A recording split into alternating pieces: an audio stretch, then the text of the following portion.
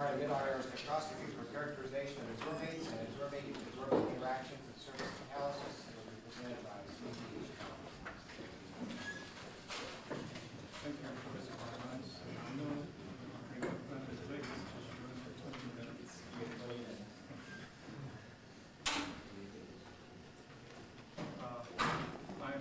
As a former student of Professor Boudin, I'm very honored to be here. My personal thanks to all of his guidance and advice I have received throughout the years. And today, I need your generous guidance because I feel as though I'm giving another oral defense today. Some of the data I'm going to show you are rather primitive and undefined. So,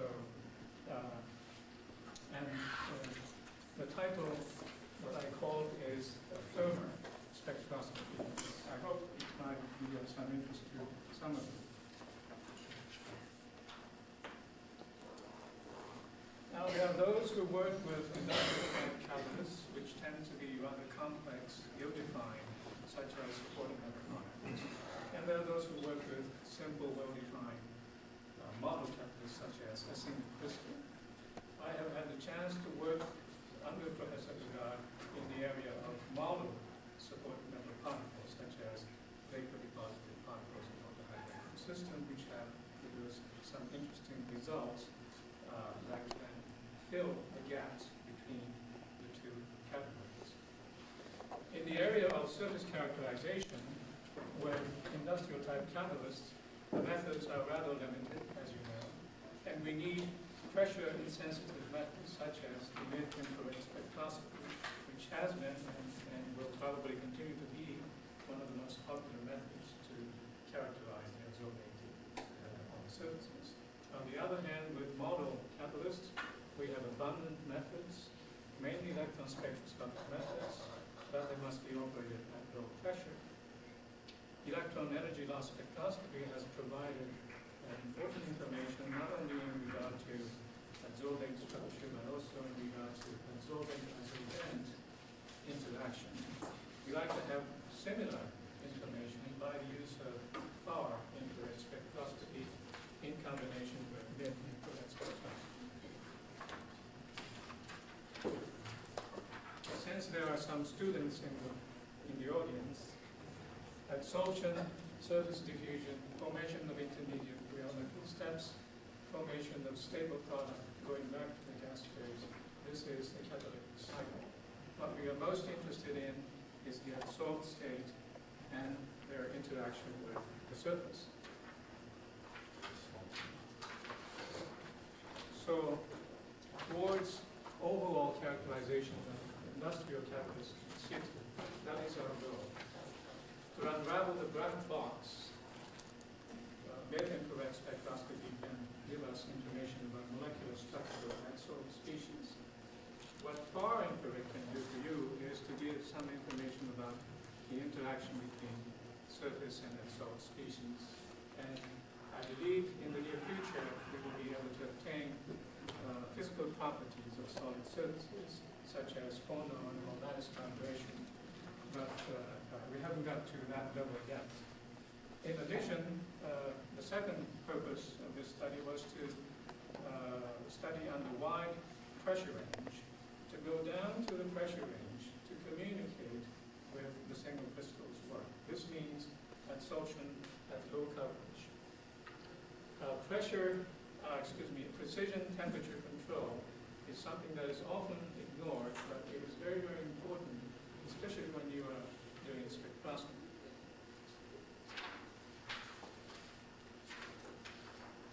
Suppose you have an array of metal atoms, as shown here, and you have CO and so on the surface in various ways. Mid-infrared can give you the usual CO spectrum you can see, and far infrared can give you the carbon metal spectrum. Some familiar results from single crystals work on palladium for CO adsorption. For carbon-oxygen bond, as we increase in coverage, we have threefold and then bridge and linear in that order. to something like 10 to the minus 7, 10 to the minus 5 torr to be able to see the linear peak. As for metal carbon switch, there are very few data in literature, one of which is Professor Guy, done by Eric Stubbe. He's not here right now, but they tend to appear somewhere around 350 in wave numbers. With supported particles, as we have learned through Professor Budal's lecture, they are rather different in geometric structure, such that we have high concentrations of low coordination number of atoms exposed to the surface. So we might have differently adsorbed states on these particles, especially in the nanometer range, compared to the peaks on single crystals.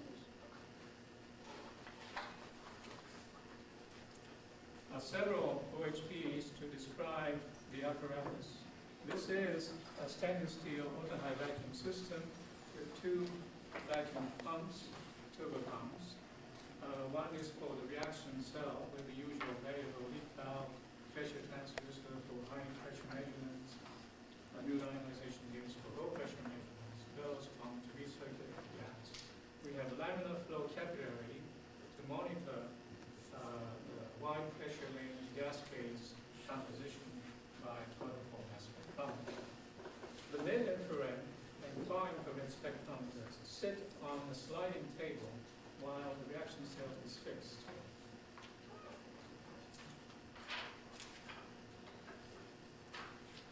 This is the side view of the reaction cell with 2 windows, one for mid-infrared, typically potassium bromide, KBr, and the other one is for far-infrared, high-density polyethylene, HDPE. This is the reason why not so many people have tried far-infrared in vacuum systems. The inside of the cell looks like this. On your left is the top view. On the right is the side view. This is something that we developed, which I call Clinton cell internal radiation heater. We have the wafer sample in the middle, and I have punched a hole through the K cell so that the IRB can transmit through it. By this method, the heat is radiating inwards, and it is shielded outwards, so it doesn't heat up the outside, it doesn't damage the window. The window has triple O-ring with differential bundle.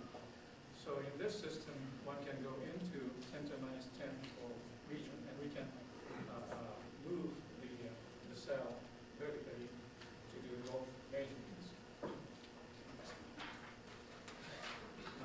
Very quickly here is a color picture of the system. This is a reaction cell. This golden color containing this liquidly improved silicon monitor for far-infrared measurement. The reaction cell with the 2 windows. And this is the K-cell radiation heater. The pole is made of tantalum, and this is the sample holder. Typically, the usual 13 millimeter diameter, 8 milligrams of sample. Now, before I go into the data, I must ask permission by Professor Budal to let me use the unit torr just for today instead of Pascal. The sample is 1% palladium on silica, and it is reduced and evacuated at 698 Kelvin. And we go down in temperature near room temperature, and we wait until the pressure drops to the 10 to the minus 10 per region, and we suddenly produce a very minute amount of CO. And notice that this is static CO pressure, not dynamic, so we close all the valves. The temperature does rise gradually, but it only takes 200 seconds or 200 scans to get the spectrum. And we see the first peaks, 1866, 1990, appearing, indicative of somewhere in between threefold and bridge CO. And as we go up, order of magnitude in pressure, they started to shift.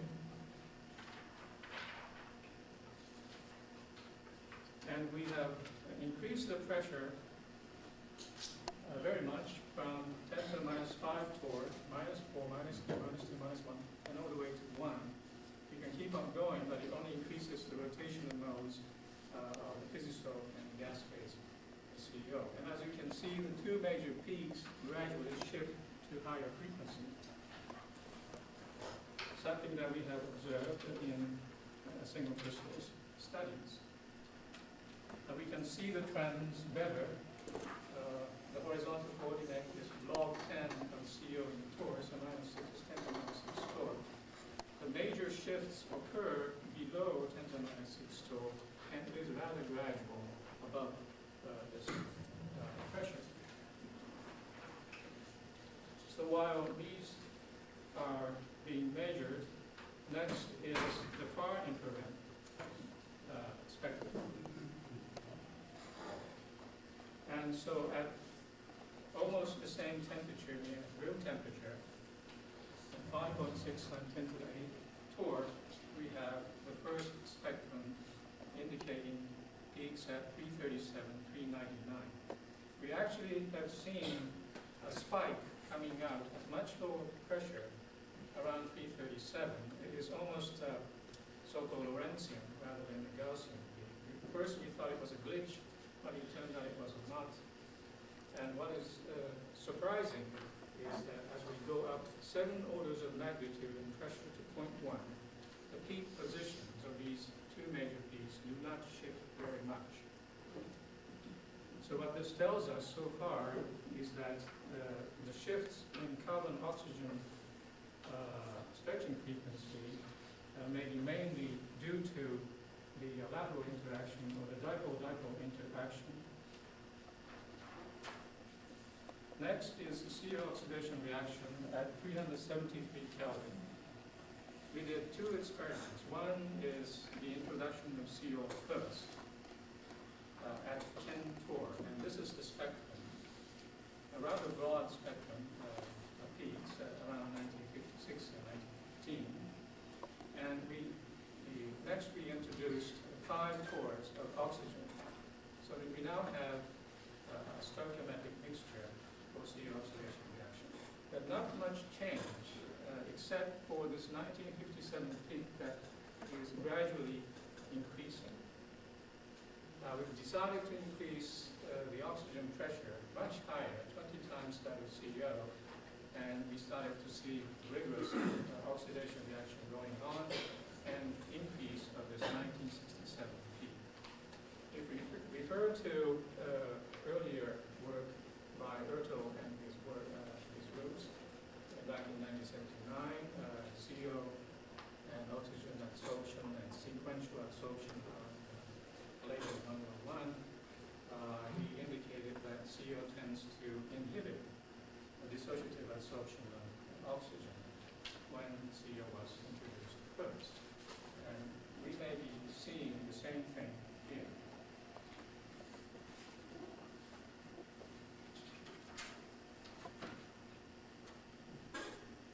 In the next experiment, we decided to introduce oxygen first.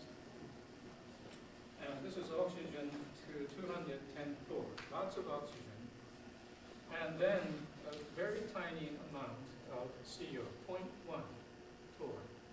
And suddenly the reaction starts, again at the same temperature, and we see adsorbed states of CO, as you can see here. The pressure of CO was increased to 2.1, and this gave a very large peak of 1980. The picture around here looks very different from the one we saw previously for the case when CO was adsorbed first. And the last one is after a certain time elapse. And interestingly, although it is very difficult to see here, the peak indicative of a linearly absorbed or weakly absorbed CO, 2101, is shrinking a little bit. And at the same time, the peak at 1982 is increasing. So this sort of indicates that there is some shift in absorbed state while the reaction was proceeding.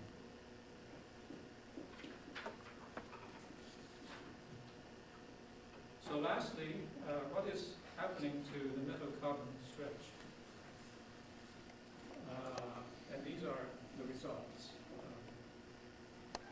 Spectrum A, again, is when CO was introduced first. And we did the same experiment by introducing oxygen. The peak position are still the same. And this was surprising. What was more surprising is that when we did the reverse, CO oxygen first and CO after, again the peak position did not change very much. Now there are various interpretations and speculation that I can make. We do not have enough data to make any strong conclusions.